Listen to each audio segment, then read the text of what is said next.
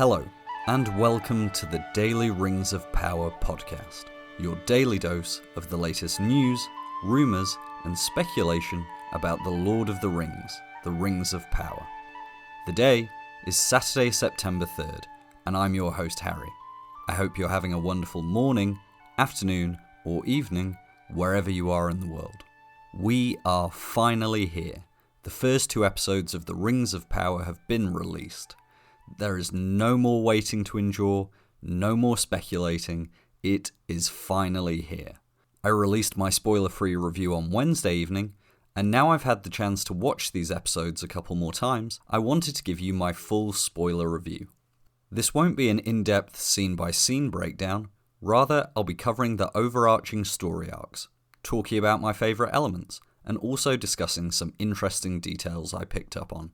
However, I will be releasing a longer and more in-depth breakdown of episodes 1 and 2 early next week, where I'll be joined by a special guest to help me analyse what we saw and speculate where we might be going in the rest of the season. However, it is only right and proper that we must begin, as always, with a reading from the Professor's work. Today's reading comes from the Silmarillion, Chapter 3, of the Coming of the Elves and the Captivity of Melkor.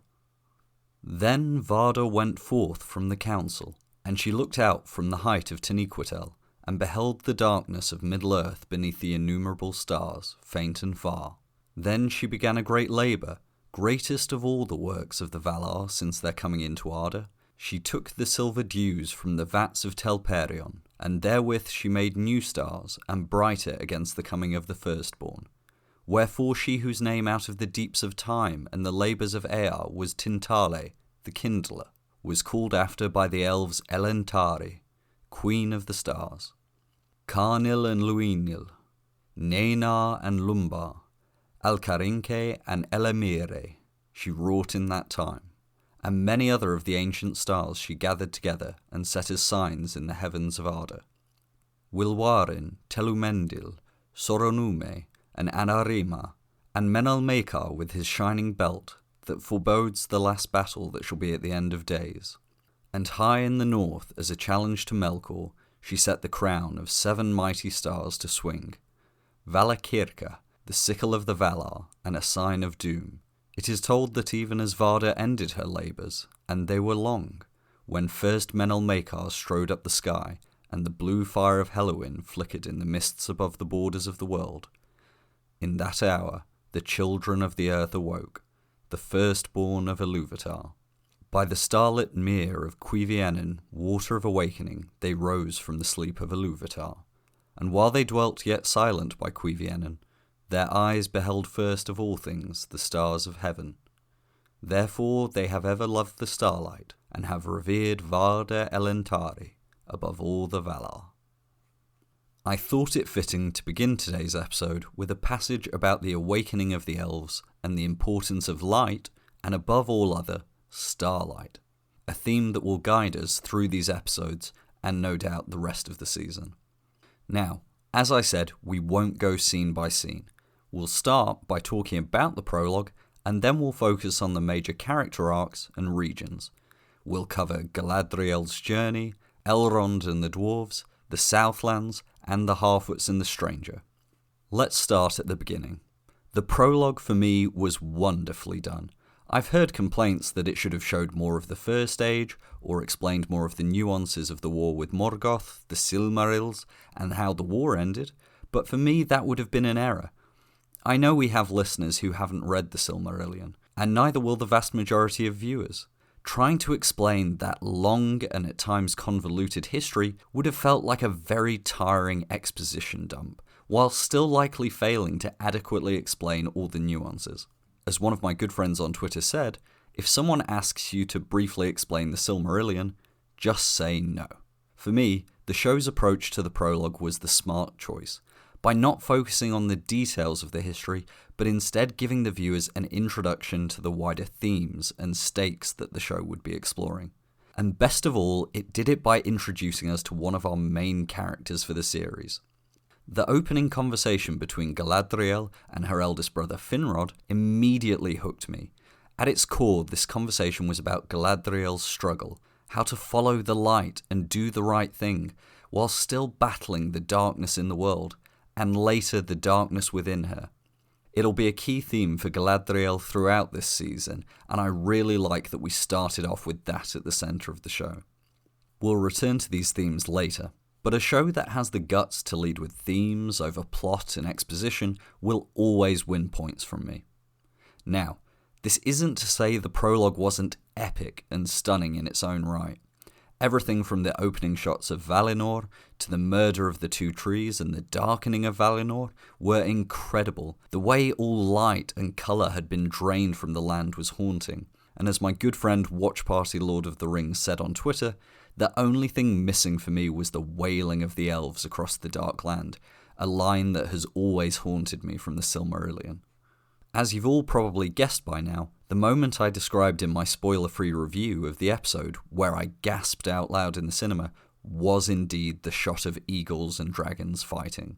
That shot blew me away, as I just had not expected to see it, and from non-book readers' reactions, it sounded like it had a pretty impressive impact on them too. I also liked that there were little nods for book readers along the way in these scenes. From the visual language of the war giving nods to the battles of Sudden Flame and Unnumbered Tears, the scene of the eagles and dragons as a homage to the War of Wrath, and the sunken elven buildings and bodies like the sinking of Beleriand. It was well done, but not in a distracting way for general views, and if anything, it goes by the age-old rule to always leave them wanting more. Overall, while I'm sure some wish the prologue were longer and more detailed, I liked this show don't tell approach, and I could happily watch another dozen scenes between young Galadriel and Finrod. In particular, I have to praise the acting of Will Fletcher, who portrays Finrod. I may be biased because I got to meet him at the premiere in London, but he really had a magnetism and wisdom that I've always associated with the character. You can see someone like that being a teacher and friend to the First Men. Speaking of these characters, let's tackle our first and really our primary story arc of the first two episodes, Galadriel's journey. Firstly, I have to praise Morvith Clark's performance. So much of her acting in these first two episodes is done with her eyes, the slight movements and tension in her shoulders and the rest of her body, along with some subtle modifications in the tone of her voice. I frankly can't quite believe there were people saying she was one note in these episodes. Now, even if I were to take them at good faith, looking at her scenes with Elrond alone, there are so many moments where she flits between warm and graceful to fiery and strong-willed, and those really small moments where you see the pain and the grief breaking through.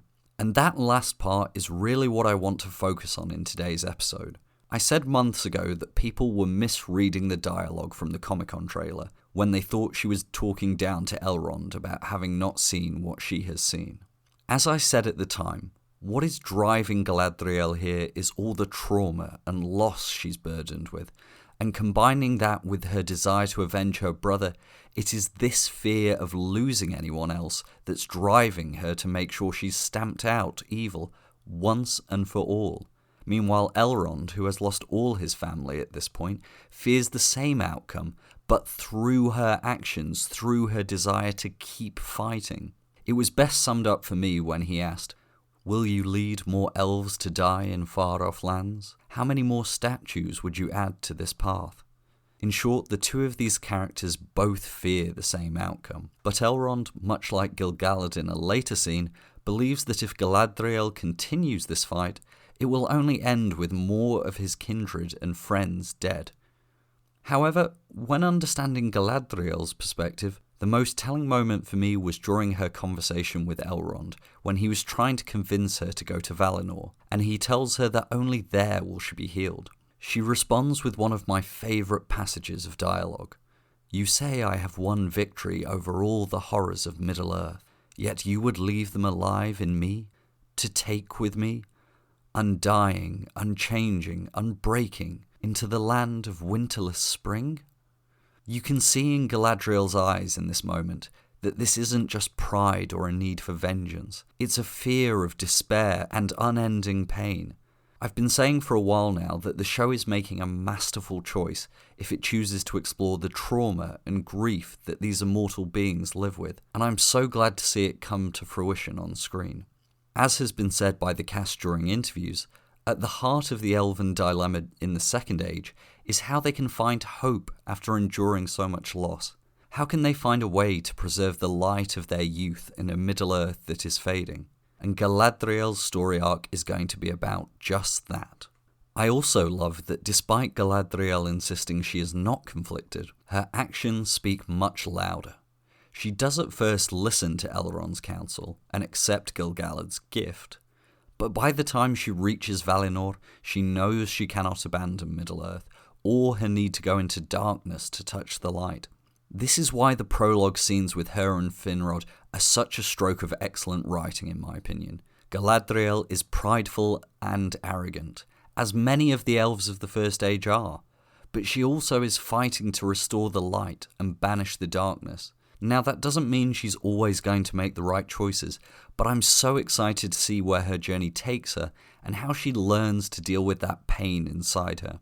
Much like a veteran coming home from war, Galadriel's arc this season may be about learning that the war inside her is all-consuming, and that to truly heal, it may require her to put up her sword and work to preserve all that is fair and good, rather than fight her way out of it. I do also want to briefly touch on my thoughts about the scenes on the boat, and the opening of the way to Valinor. I want to discuss Galadriel's decision to not go with her companions in more detail on the in-depth breakdown episode, but there are 2 points I want to highlight about this scene. First off is the moment where all the elves begin to sing. It's a lovely tie-in to Elrond's comment to Galadriel about what passing into Valinor is like, and how your heart is filled with song whose memory they all carry. This was not only a wonderful moment where the share captured the ethereal and fey nature of Tolkien's legendarium, one in which song is intrinsically linked to elves, and more importantly, the world and creation itself. But it's also beautiful because it was a way of showing us that Galadriel was not ready to go, because the song is not in her heart yet. Once again, I think this is a really smart use of dialogue early on in an episode to cue an audience in to a later moment of significance. The second point, which I highlighted on Twitter, was the parallel between this scene and the end of The Return of the King, where it describes the grey rain curtain of the world. Having the way to Valinor be a fine curtain of golden rain droplets was an incredible choice to me, and once again elevated the nature of the world in this show from the mundane to the fairy tale that Tolkien often strives towards. There's something about that scene, something so intangible, something that really touched me in a way that I wasn't expecting, and the shot of Galadriel and her companion's hands reaching towards each other through the veil was just absolutely stunning to me. I hope we get more similar visual imagery, obviously not in the same context, but perhaps in other moments of the magical and the fairy tale. Moving from Galadriel to Elrond, we won't retread his scenes with the former in depth, except to say it was a wonderful way to demonstrate how Elrond is balancing his roles and identity throughout these episodes. To him, Galadriel is a legendary figure, and someone he admires, but she is also his friend and very dear to him, and how that intersects with his duty to the High King is a central part of his story, as we are likely to see repeated once again in his ongoing story with Durin. I thought Robert Aramayo throughout his scenes really did embody that Tolkien quote from The Hobbit, that Elrond was as kind as summer. Throughout these 2 episodes, even though he is acting as a herald for the king, he approaches everyone with kindness and warmth, and it just makes me so happy that we get to see this depiction of Elrond, who is truly good and kind, rather than world-weary and pessimistic. I also love that the show explored Elrond's identity and ancestry in subtle ways. When one of Gil-galad's attendants told him he would not be required to attend the council, as it was for elf lords only, this I think is a reference to Elrond's identity as a half-elf, the only one in existence.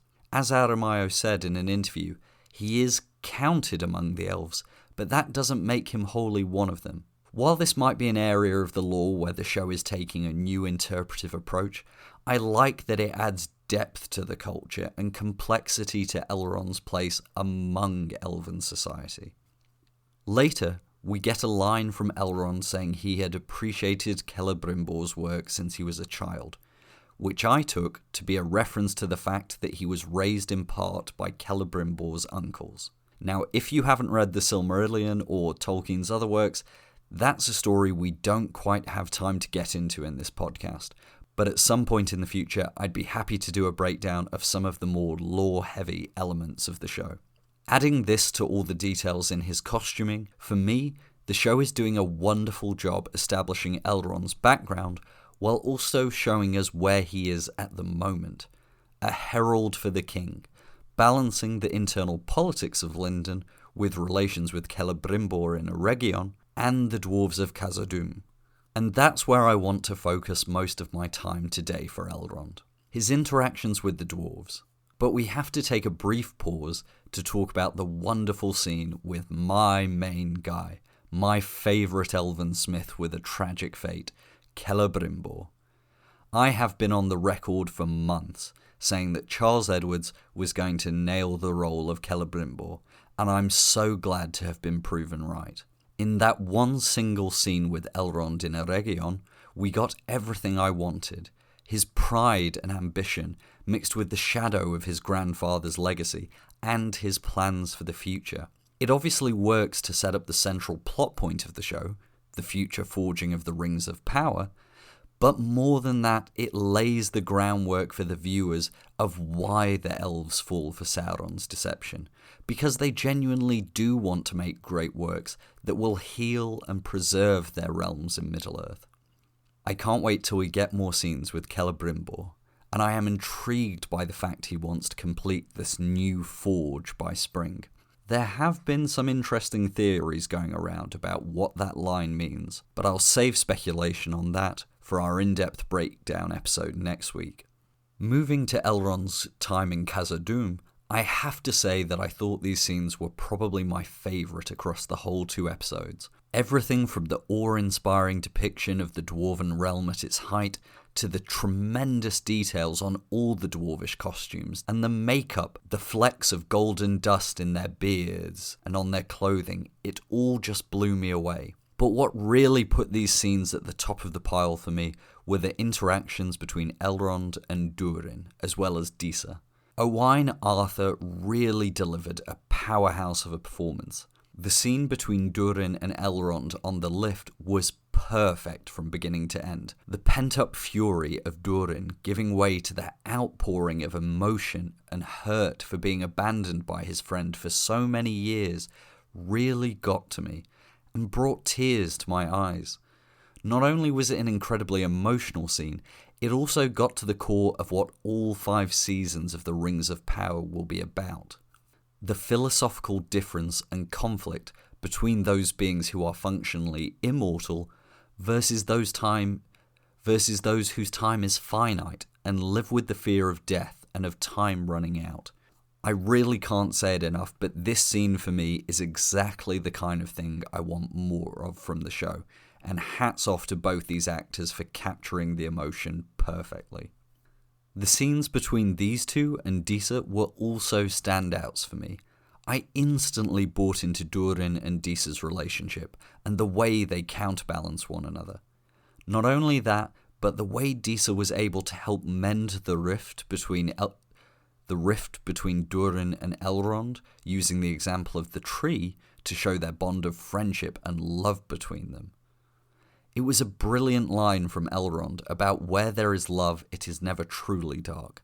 Because for me, this is a great illustration of one of Tolkien's key themes of hope and light amid despair and darkness. Personally, and I don't know whether anyone else felt this, I couldn't help but think of Sam's moment in Mordor from the books, where he sees a star peeking out from between the clouds, and he realises that the shadow is only a passing thing, that there's high beauty and light above it all.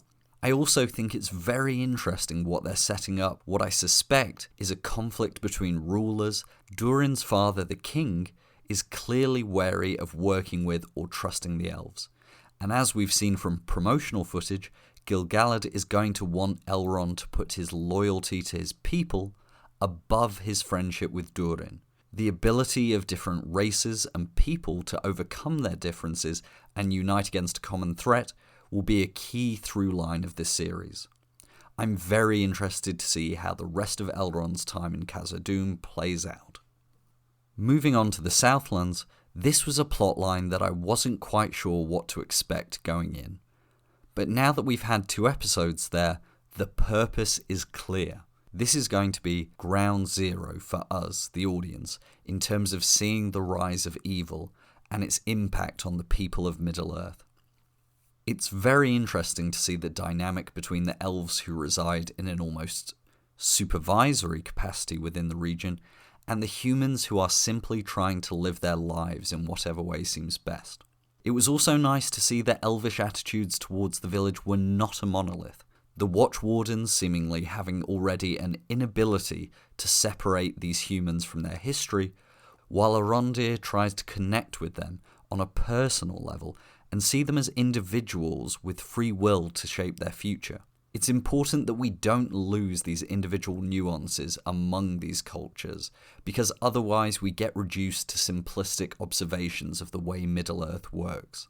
As I mentioned in my non-spoiler review, I thought our introduction to the Arondir and Bronwyn romance subplot was wonderfully done, not relying on pages and pages of expository dialogue, but instead most of it told through a glance of the eyes or a touch of the hands. Their chemistry for me is undeniable, and I liked that they still had moments of not seeing eye to eye, such as their differing views on the people of Hodin. It was also another great opportunity to weave in these little cultural differences between the races.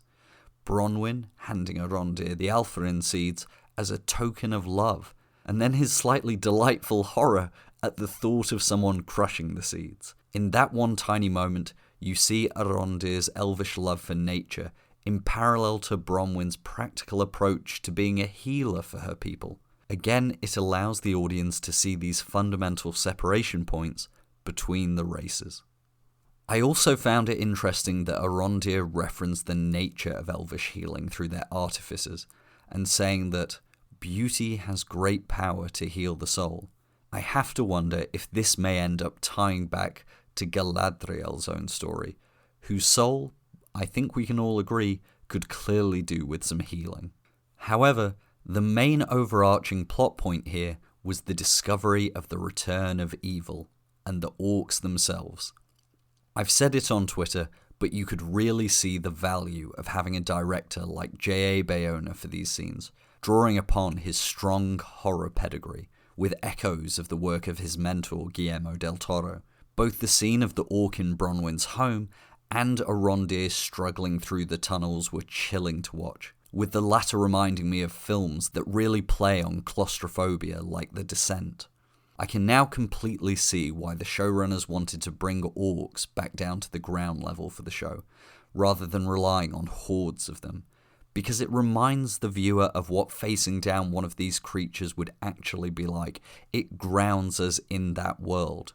We've said it many times before on this podcast, and I know everyone agrees, but we once again have to celebrate the return of practical and prosthetic orcs. From the moment I saw that orc's skin and twisted tongue, and the molted hair on its chin, and its deformed eyes, everything about it sent shivers through my spine. You just don't have that effect with CGI on a small scale, and I'm so glad that we've got these practical orcs back on our screens. Continuing our conversation about the Southlands plot, we absolutely have to mention Theo and the broken sword he finds under the floorboards of that barn. It's not absolutely clear to me whose barn they're in, but I suspect it may be Waldreg, the barkeep, as we've seen from the trailers that he is the one asking Theo if he's heard of Sauron.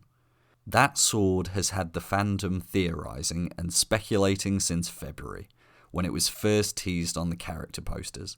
We still don't really have any more information about it, except we now know that the rune engraved on the blade is the mark of Sauron.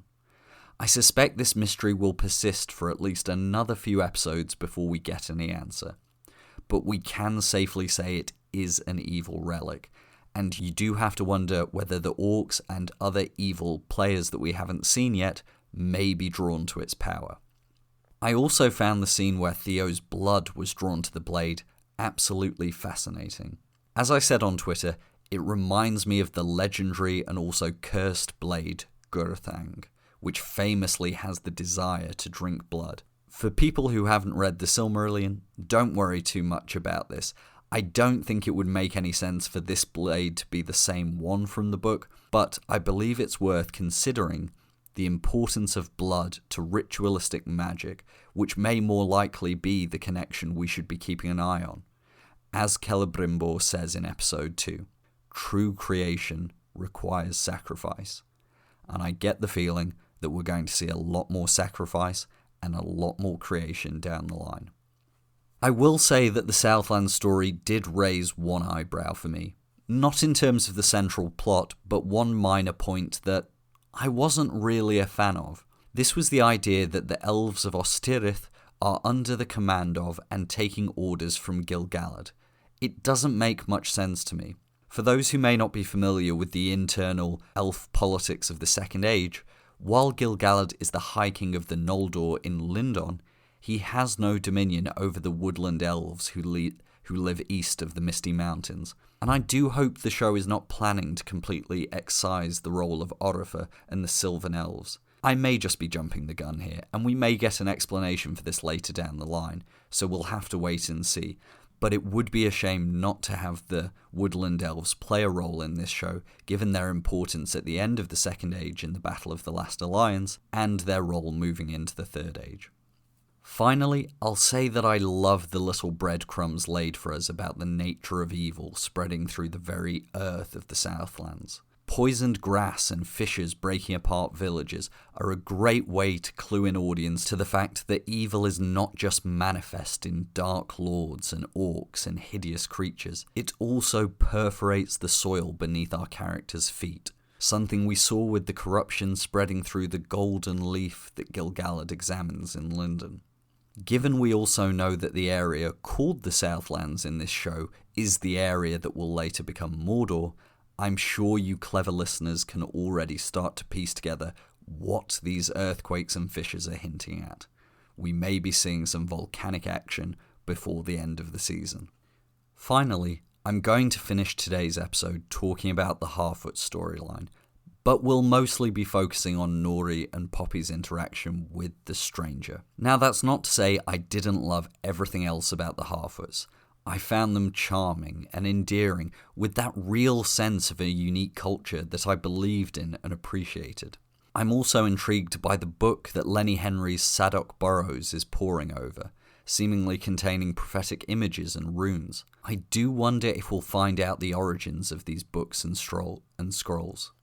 Moving to the main event of that storyline, I absolutely love that the show is purposefully giving us details about the stranger that simultaneously hint at multiple different identities for him.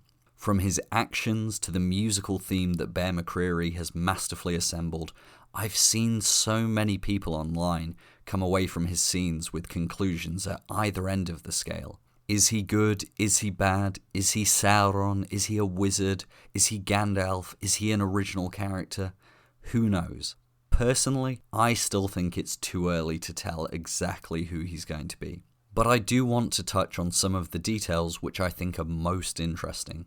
Firstly is the fire in the crater. A lot of people have taken the fact that it's cold and compared it to the ring being cool to the touch after being put in the fire in Bag End. But I think that could be a slight misinterpretation. The ring is cold after being in the fireplace because it cannot be harmed and damaged by any normal means, which is of course why it has to be thrown into the fires of Mount Doom. The ring itself is not a parallel with cold fire, it is simply impervious to the heat itself. Now I've seen others draw parallels to the icy fortress where Galadriel declares that it is so evil that even their torches give off no warmth.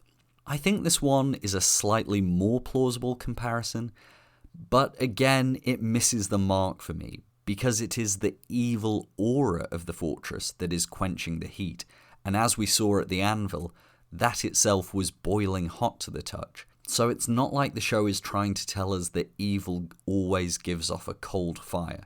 On the other hand, you could argue that the stranger is like the fortress, and perhaps he has an innate evil which is quenching the fire.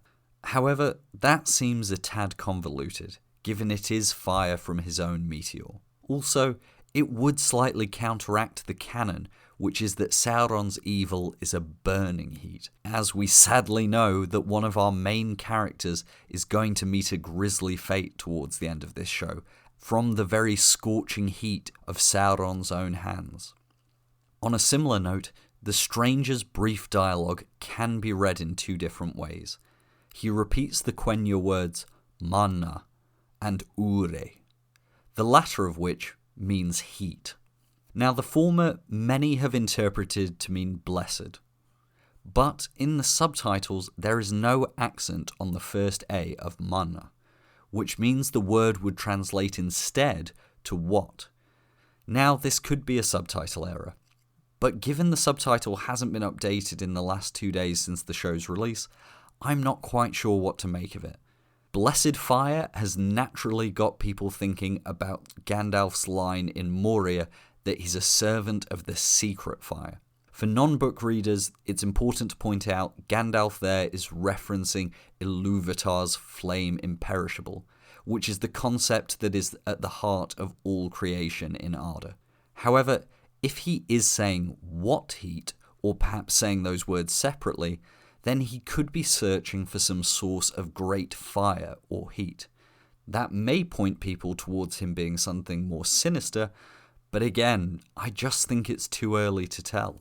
Finally, we had the scene of the stranger forming the constellation of fireflies. This nicely ties us back to our opening reading from the Silmarillion. I have to say, this scene was absolutely beautiful, and despite not offering a concrete explanation for what happened, there was so much emotion packed into the visuals, as well as Nori and Poppy's reactions. When Poppy started to cry after seeing the fireflies die, that really got to my heart and reminded me of the importance of having these Harfoot's perspectives on some of these grander and more mystical events.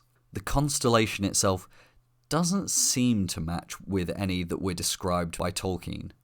And given the fact that Nori says she's never seen it, I do wonder if this might be evidence in favour of the stranger being a blue wizard, and the constellation he's searching for could be in the far east of the map. The death of the fireflies was equally double-edged for me. Were the fireflies dying because the stranger had maliciously drained them of their life? Or, in his use of them, had the innate power inside him overwhelmed them, and as he lost his strength, they inadvertently died? It's an open-ended question, but the shots of him whispering to the fireflies definitely has reinforced the beliefs of those who do suspect he's Gandalf. Despite the fact the ongoing mystery of the stranger's identity has really only further deepened for me, I absolutely loved his interactions with Poppy. As I've said all along, the genius of including the Harfoots in this story is in being able to return to the Tolkienian theme of small hands doing great work and of the courage of hobbits. I can't wait to see where this storyline goes next, and at the same time I deeply fear for the Harfoots, who are now crossing paths with a being of such immense and uncontrolled power that I worry they may not all make it out unscathed. Now, I know I didn't cover everything that happened in these 2 episodes, such as Galadriel's time at sea with Halbrand and the other castaways, who Halbrand is for that matter, the 2 Durin scene with the mysterious glowing box, and some smaller details like Theo's absent father. However, I wanted to focus on some of the key themes and storylines today, and leave space for further discussion on my in-depth breakdown during the week. Come back then if you've enjoyed what you've heard today and you would like to hear me and a special guest engage in some fun analysis and speculation. Also, please let me know what questions you have about the episodes on Twitter, or topics you'd like me to dive into in more depth on the breakdown episode. I'd really like to dive deeper into questions of lore, character, or where certain storylines are going, and I'd love for you to be involved in that. But for today, that's all we have time for. As always, I'd greatly appreciate if you could leave a rating or review on whichever podcast platform you use. And if you haven't already, make sure you subscribe so you never miss an episode. We've got so much content coming over the course of this season, and in addition to these review episodes and the in-depth breakdown episodes, I may try to fit in an additional episode here and there, whether that's time for a listener Q&A or to have an additional guest on to talk about one aspect of the show. So make sure you keep an eye on my Twitter feed @DailyROP to find out what we have coming up. I'll be back in a few days to talk more about these first 2 episodes on the Daily Rings of Power podcast. Namaste.